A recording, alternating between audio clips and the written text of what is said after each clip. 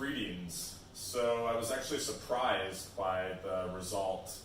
More people wanted to hear about finance than relationships. But I think, to be fair, a lot of people thought I was referring to maybe personal finances or working and traveling finances. Sorry to disappoint, but I'm actually going to be talking about global macro and investment related finances. So I wish I would have published this article in December. It talked about the great reflation and what I saw coming in 2019. This was before Chairman Powell recanted and said, like, you know, we're going to reevaluate the economy, which is basically a pause. And historically, pauses can lead to lowering, and then after lowering interest rates, you have negative interest rates, and then where the real fun starts is when QE comes out. So even though I did publish that article at the time, a lot of it is still really relevant today. A few things have changed, and I'm going to have to update my article, which I want to have go along with this as well. In the 21st century now, we've had, you know, a series of bubbles, namely the dot-com, the mortgage bubble, and now what we're currently living in, which I would just call the debt bubble. It's where economics have lost any meaning. If you've studied global macroeconomics, or if you have an understanding of how interest rates work, you know that historically having a decade of zero interest rates, well, I guess Japan, but besides that, this doesn't lead to good things. It usually leads to inflation. And there is no real precedent to this, so we can't compare it directly. We can compare it to Japan, and what was known as a lost decade is now almost, you know, coming on 3 lost decades. Not 100% lost, depending on which side of the reflation or, you know, system you're on. So debt, basically, when the countries go in debt, I've often had this conversation with people, if all countries are in debt and they kind of owe it to each other, or in Japan's case, they owe it to themselves, does it matter anymore? Does money matter? And I always say, well, I mean, if nothing matters, then there's no cost of borrowing, then yeah, sure, print unlimited, but there is cost of borrowing, and some of those costs are inflation. And what I see happening in Europe, pretty much the whole world right now, is a result of not dealing with the financial crisis in 2008 with proper measures. Instead, we took, for some people, the easy way out, which would be allowing zombie companies or certain investment banks or ING or different mortgage lenders to be able to pretend that they didn't make the drastic mistakes that they did. Alan Greenspan, the former Fed chairman, when he was in Japan meeting with their former central banker, he kind of listens to Alan Greenspan dissect his economy and say what they should do to recover. And he looks at him, the Japanese central banker looks at Alan Greenspan and says, Alan, I'm glad you understand our problems, you're correct, I believe you, there is a way to heal our economy, but that isn't the Japanese way. It's more important to save face there. It's more important not to kick out family businesses on the streets. It's more important to pretend that nothing was done wrong and just kind of not talk about it, not discuss it, hence the 3 lost decades. And I think that's what happened to America in 2008. If you guys have seen the movie The Big Short, definitely should, one of my all-time favorites, and one of the few good finance movies. There's not that many, to be fair, anyway, but that whole idea of a bunch of genius traders buying buying credit default swaps, betting on, you know, the mortgage crisis to happen, and if their narrative materialized, they would get a big payout. It sounds great. The movie did it quite a lot of justice, but I think there's one thing that hasn't been discussed as much, but now it's becoming a mainstream topic again, is that all could have never happened. Like, the crash could have been papered over. And what I mean by papered over, instead of letting Lehman Brothers, instead of letting, what was the other big bank? Anyway, Lehman Brothers really kicked things off. They could have bailed them out ahead of time. The Fed could have taken over the bad assets on their books. The Fed could have aggressively lowered interest rates even faster than they did. Pretty pretty much print money.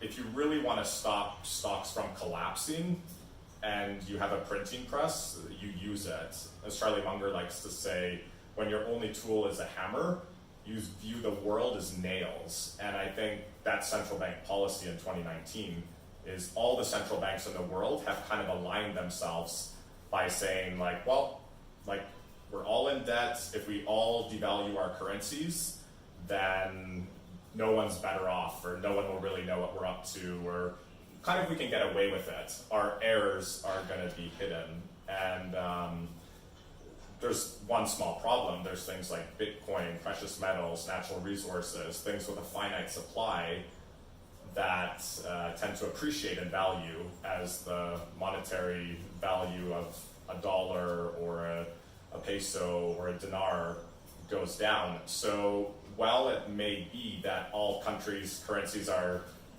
collectively devaluing at the same time, all correlated to the downside, you can see against other assets like Bitcoin or precious metals or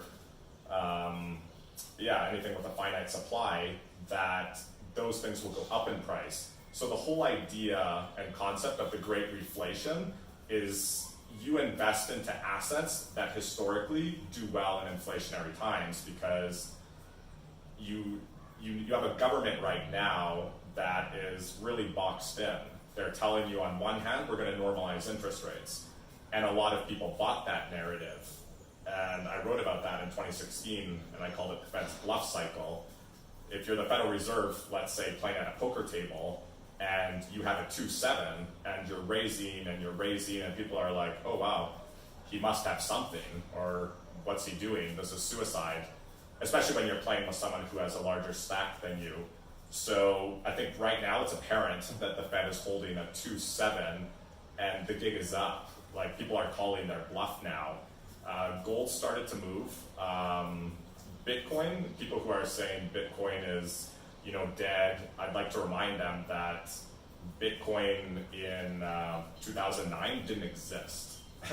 So if you would have bought Bitcoins in 2009 or 2010 when it first emerged and invested till now, well, yeah, you would be ridiculously rich.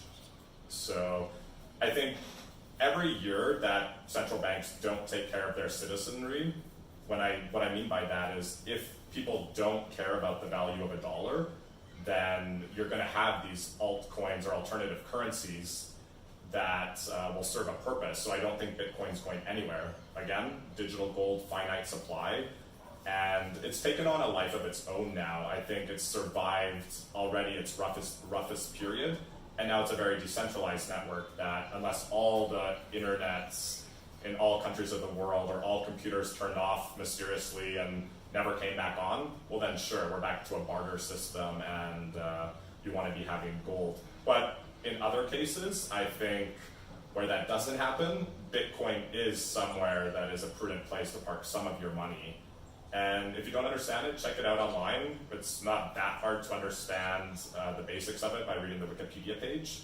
And then if you get really sold on it, you can get into smart contracts or different kinds of altcoins, but I don't highly recommend those. I think politics in 2020 will become highly tied to the economy, and what I mean by that is I think Silicon Valley, Wall Street, the Federal Reserve, Europe to some degree, or what's left of the status quo there, would love to see Trump out of the White House at any cost. And I think their most convenient route right now is not Russia. It's not trying to, frame him or get Stormy Daniels to gossip on him or bring back old videos, or this isn't the way to get him. It's like my article states, economics trumps emotions. And if you were to put America into a Great Depression-like scenario, and for the most people who don't, think of the past or are sold easily on any narrative or don't understand economic cycles and how it takes time for one to actually materialize, would blame Trump for everything that's happened since 2008. And he's taken credit for the economy, to be fair, which I thought was dumb from the beginning, tweeting about the greatest stock market ever, were tweeting about strongest economy, greatest, prosperity America's ever had. Well, yeah, that's just not the case. As much as I like to give Trump some kind of unbiased judgments, I think that's just dumb. And I'm not sure he's aware of how economic cycles fully work either, but that's another can of worms, maybe for another video. So if Trump now is in the position where it's 2020, everyone's putting out attack ads on Trump and easily tying tweets or comments that he said for the greatest economy ever, and people are like, no, we're losing jobs, the stock market's halved, or this trade deal sounded like a good idea initially, him negotiating better with everything, and then maybe it all comes back crashing down at the same time. And the Fed could orchestrate this. Like, if they were to start raising interest rates again, well, I anticipate that the stock market at some threshold, or the 10-year yield at some crossing, would again cause the markets to tip over, like what happened in December. So yeah, these are all possibilities. I don't like to tie myself to any one narrative. I like to be flexible, or as Talib says, anti-fragile. So I have my money parked primarily in things with finite supply because of the great reflation trade. So I'm long some cryptocurrencies, mostly Bitcoin, a bit of Ethereum. I'm long precious metals via miners primarily. Silver and gold. I'm also long some energy stuff, a bit of oil, which was way oversold like a month and a half ago. It's rallied a bit from here. I still like it. I'm long uranium and uranium stocks. I have an article out about that. And I'm long Mongolia. Mongolia is an interesting one that if you have been a Mongolian investor up until now, you've been very patient. I think a lot of people have lost faith in that investment. I haven't. I'm still, the same narrative still makes sense that it did back in 2011 when they were the fastest growing economy in the world at around 17%. That GDP growth has slowed down, but the narrative is still there that you have a country that's landlocked, you have a small population, and you have an abundance of natural resources that the country below them wants, with a very large population, like 1.4 billion. And so I'm betting on prosperity for the Mongolian people over the long run, but I don't anticipate this to happen quickly because Mongolians have proved very inept at democracy thus far. Whether that continues or not is anyone's guess. They need an Lee Kuan Yew, they need a Putin, if you will, someone that will help them to kind of like a benign dictator, as Charlie Munger says, someone that has a path and that people have faith that he's not corrupt or just enriching himself. So yeah, I'm long Mongolian stocks, kind of an ETF, I guess. It's composed of some real estate inside Ulaanbaatar, and then I have some local companies on the exchange. So everyone do your own research. These are my opinions, and I back them with skin in the game.